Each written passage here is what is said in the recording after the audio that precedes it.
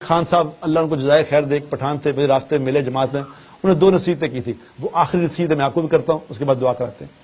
2 نصیحتیں اس نے مجھے کی. یہ کوٹلی میں اور سعید انور ایک جماعت میں چلا لگا رہے تھے، تو وہاں سال کی ایک جماعت آئی ایک مسجد میں، تو سب پٹھانوں کی جماعت تھی. تو ایک پٹھان بڑا خوبصورت، بڑا نورانی چہرہ اس کا، تو میں ایسے لیٹا ہوا تھا،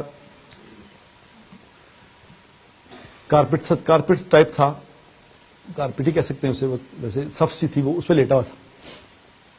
تو اس نے دیکھا کہ اور مجھے کچھ 2-3 لڑکے نا دبا رہے تھے.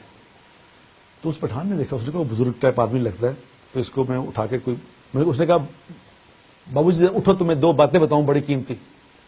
میں نے کہا پٹھان آدمی ہے کیا بتائے گا، ہم کیا سمجھتے تھے پٹھانوں کو. انہوں نے کہا اس نے کیا بتانا ہے. تو میں نے کہا یار لیٹے لیٹے بتاؤ یار تم کیا بتانا ہے. تو اس کو بھی اس نے کہا، اس کو سمجھ گیا کہ یہ ذرا دماغی طور پہ اتنا ٹھیک نہیں ہے. اس نے کہا کہ بابو صاحب ایک بات تو یہ ہے کہ کبھی تھوڑے سے مزے کے لیے گناہ نہ کرنا، تھوڑے سے مزے کے لیے گناہ نہ کرنا، کیونکہ مزہ ختم ہو جائے گا، گناہ باقی رہ جائے گا.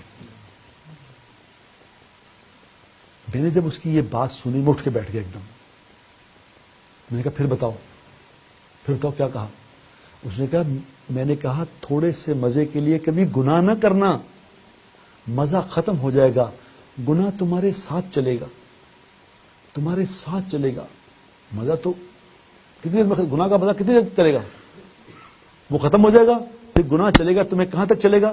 قبر میں تمہارے ساتھ جائے گا، حشر میں تمہارے ساتھ کھڑا ہوگا، جہنم میں چھوڑ کے آئے گا وہ مزہ. میں نے کہا دوسری بات بتاؤ.